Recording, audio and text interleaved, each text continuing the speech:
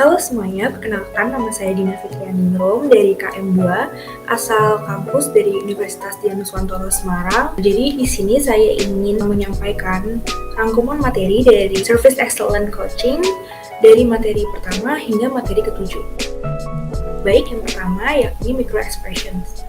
Filter tubuh manusia terdiri dari 5 aspek yakni konteks, culture, kongruensi, konsistensi, dan cluster.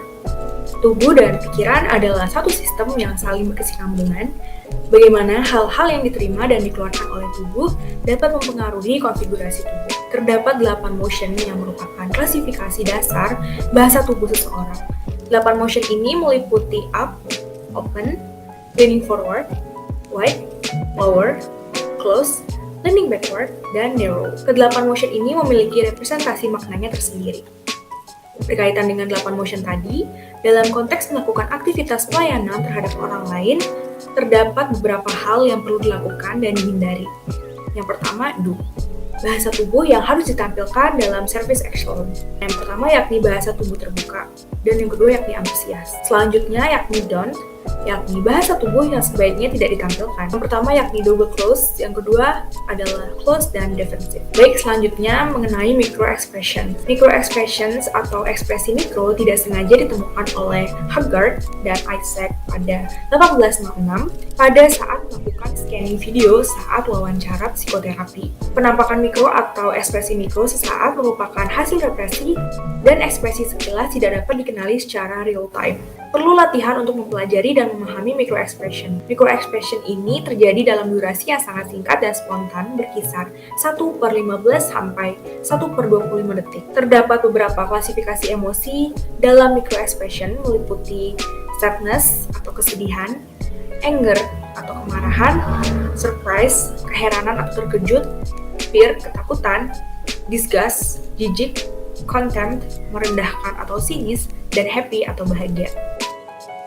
Baik, kita beralih pada materi yang kedua yakni coaching. Sebagai coach, kita tidak bisa memberikan solusi secara mentah-mentah sebagaimana klien adalah orang yang sebetulnya paling paham dengan bidang dan masalah yang sedang mereka alami.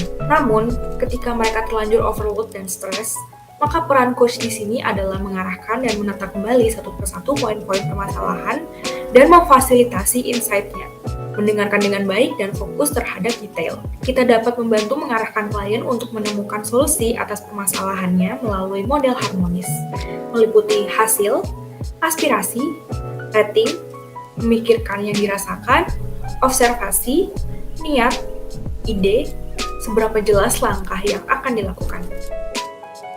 Selanjutnya kita beralih pada materi 3 yakni pelayanan melalui DHAK model. Pelayanan prima adalah di mana jarak antara harapan dan persepsi itu seimbang. Melakukan pelayanan prima adalah tanggung jawab entitas pemilik usaha bersama dengan karyawannya. Pemilik usaha bertanggung jawab atas kinerja para karyawannya dalam menciptakan citra yang baik terhadap branding usaha. Sedangkan karyawan adalah instrumen penggerak yang bertanggung jawab atas pelayanan langsung dengan customer di lapangan. Customer terdiri dari customer internal, meliputi staf dan pegawai, dan customer eksternal, meliputi customer dari orang-orang luar yang membeli produk kita. Dalam upaya meningkatkan pelayanan prima, terdapat tingkat kebutuhan customer yang perlu diketahui yakni DHAK, yakni dasar, harapan, angan, dan kejutan. Selanjutnya kita beralih pada materi keempat, yakni pelayanan yang diinginkan konsumen atau TERAR. Penting untuk mengidentifikasi kebutuhan konsumen dengan meminta masukan, misalnya melalui yang pertama masukan tidak langsung, melalui review di internet, aplikasi, dan sebagainya.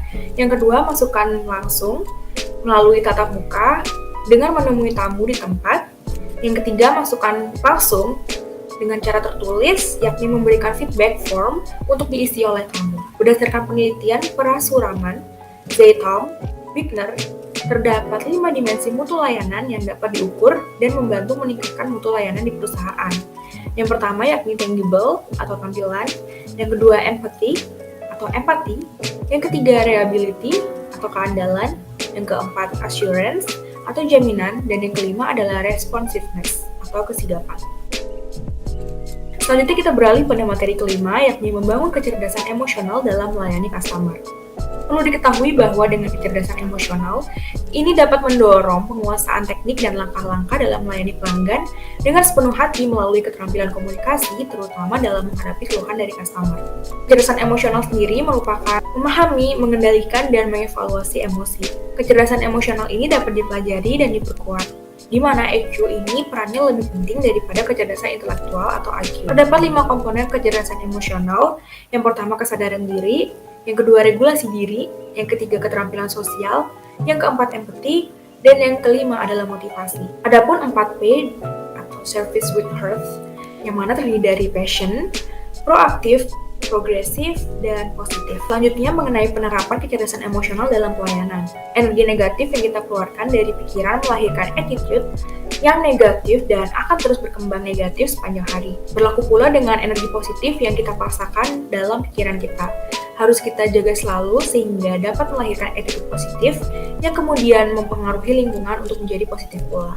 Untuk meningkatkan energi positif ini dapat dimulai dengan hal-hal kecil seperti doa sebelum memulai kegiatan di pagi hari, mendengarkan lagu yang inspiratif, berolahraga di saat senggang, tidak mengkonsumsi konten yang berbau kriminal atau drama, banyak membaca, belajar multitasking, hidup sehat dengan tidak merokok atau minum, dan menggunakan magic words, meliputi tolong, maaf, dan terima kasih. Dalam menangani keluhan tamu, kita dapat mengaplikasikan metode LEARN, yakni listen and thank you, empathize, apologize, react, and now. Kita perlu memahami bahwa komplain adalah suatu hal yang berharga untuk bahan evaluasi ke depannya.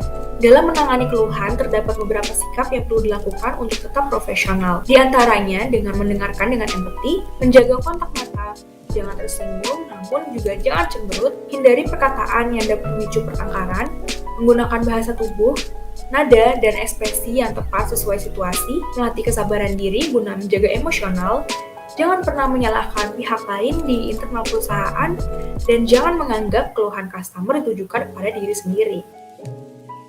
Selanjutnya kita beralih pada materi ke-6, yakni increasing teamwork.